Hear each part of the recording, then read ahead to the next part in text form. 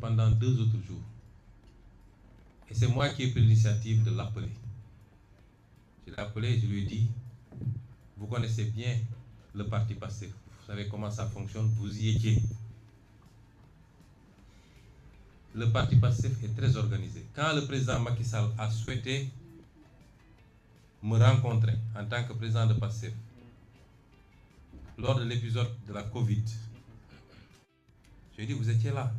On a convoqué le bureau politique pour apprécier. Et l'avis majoritaire était qu'il fallait aller répondre. On ne s'en est pas arrêté là. On a fait une conférence avec l'ensemble des 46 départements qui ont donné leur opinion. Ensuite, avec la diaspora. Chacun a donné son opinion et l'avis majoritaire, c'était qu'il fallait répondre à cette convocation. C'est ça qui m'a amené, pour la première fois au palais à une rencontre avec le président Macky Sall. Et c'est comme ça que ça se passe. Quand le président Diouf a voulu avoir le président Wade dans son cabinet, dans son gouvernement, il l'a appelé, ils en ont échangé, ils sont accordés sur l'essentiel. Et ce président Wade, on lui a notifié les portefeuilles ministériels et il a choisi ses collaborateurs. C'est comme ça que ça se passe. Donc vous ne pouvez pas venir contourner le président du parti, les instances du parti et appeler les gens individuellement. Or, nous ne vous avons pas fermé la porte. Si vous m'appelez, malgré tout ce qui s'est passé entre nous, toute la discourtoisie qu'il y a eu dans nos relations, et malgré tout ce qu'on a fait pour vous, mais malgré tout, si vous m'appelez, je viendrai répondre. Et on discutera. Il a refusé en disant qu'il ne recevrait pas. Je lui ai dit maintenant, j'ai l'impression que le problème est devenu un problème personnel. Je ne sais pas qu'est-ce que je vous ai fait. Je ne sais pas pourquoi il y a une fixation sur ma personne. Je ne sais même pas si c'est une fascination. Je ne sais pas quel est le problème. Mais je m'écarte et je désigne 4 membres du parti qui sont tous des caciques de ce parti et qui ont tous une relation particulière avec toi. En l'occurrence, M. Alioune Sall, ici présent, M. Birame Souleye Diop, ici présent, M. Daouda Ngom et M. El Malick Ndiaye. Il m'a dit, je ne vais pas les recevoir parce qu'ils m'ont manqué de respect. Quand cela ne tient. J'ai essayé de le convaincre. Finalement, il a dit, le Premier ministre va les recevoir. Ils sont allés voir le Premier ministre et ils ont discuté sur les questions que le parti avait soulevées, notamment la gestion de la dette, le pouvoir d'achat des Sénégalais, son maintien, à défaut de baisser au moins son maintien au niveau actuel. Ça a été un combat pendant des mois et des mois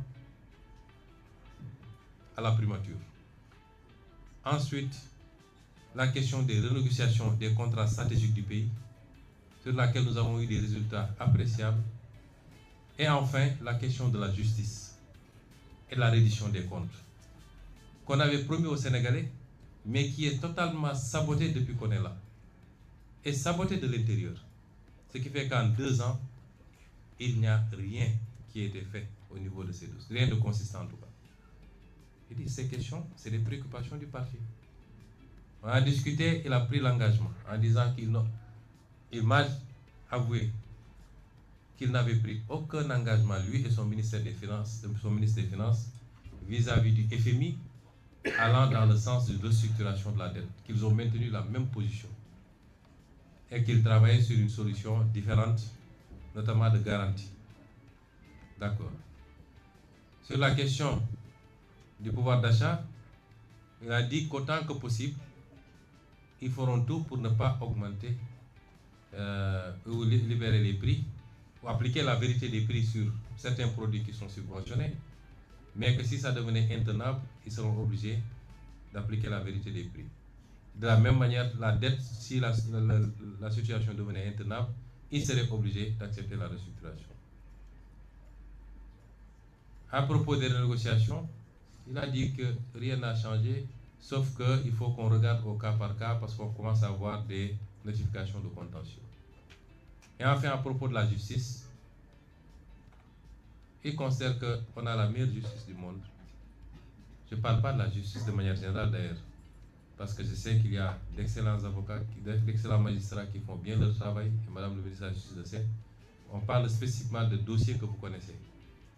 Et lui, il considère que ça se passe très bien, ce qui n'est pas mon cas, et ce qui n'est pas le cas de la majorité des Sénégalais qui considèrent qu'il y a un problème de justice dans ce pays.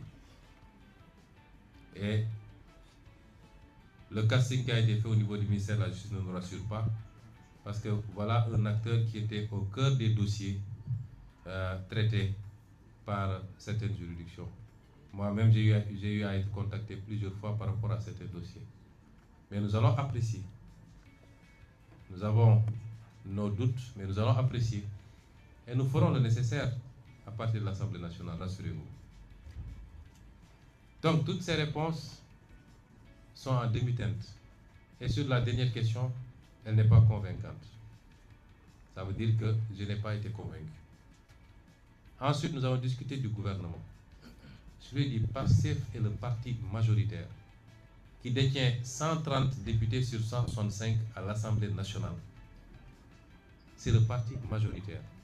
En démocratie, si les choses se passaient normalement, si vous avez un problème avec le Premier ministre, si c'est le Premier ministre lui-même qui vous pose problème, vous demandez au parti majoritaire de désigner un autre Premier ministre et de former un gouvernement. Et je vous l'avais proposé depuis très longtemps. Vous ne l'avez pas fait et vous êtes allé prendre un Premier ministre qui n'a rien à voir avec notre combat. J'en profite pour lui demander de rester technocrate, de sortir du jeu politique, puisqu'il a été choisi pour être un technocrate, d'après ce qu'on nous dit. Il n'a qu'à s'en limiter à ça, parce que je sais beaucoup de choses sur ce qui se passe et ce qu'il fait. Par courtoisie, j'ai été très courtois avec lui jusqu'à présent. Il ne faut pas qu'il nous provoque. Monsieur le Premier ministre Al-Amin Lo, restez à votre place. Le champ politique n'est pas le vôtre. J'ai dit, vous n'avez pas choisi. Vous n'avez pas donné la possibilité de choisir. Vous choisissez sans nous informer. Mais, malgré tout, on ne boude pas. Pour la formation du gouvernement et la courtoisie de nous appeler, on discute. Moi, je suis décalé, je n'ai pas de problème. Mais je suis le président du parti. Et si tu ne peux pas parler avec moi, mais accepte de parler à mes émissaires. Il n'en a pas voulu. Donc, depuis là, il a demandé, il a accepté que les émissaires rencontrent le Premier ministre. Ce qui a été fait, celui-là a enregistré et a promis de rendre compte au président qui ne reviendra. Le lendemain, il a appelé pour dire que le président allait me contacter pour qu'on discute.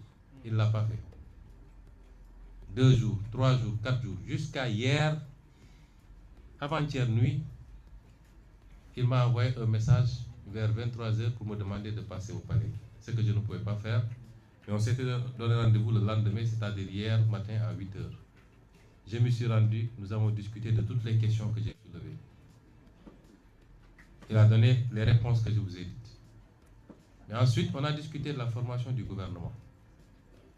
Il dit, nous sommes le parti majoritaire. Qu'est-ce que vous mettez sur la table? Parce que nous, si on s'engage, c'est nous qui donnons caution politique au gouvernement. Parce que je ne vois pas de formation politique digne de ce nom, capable aujourd'hui d'assumer la place de PASTEF.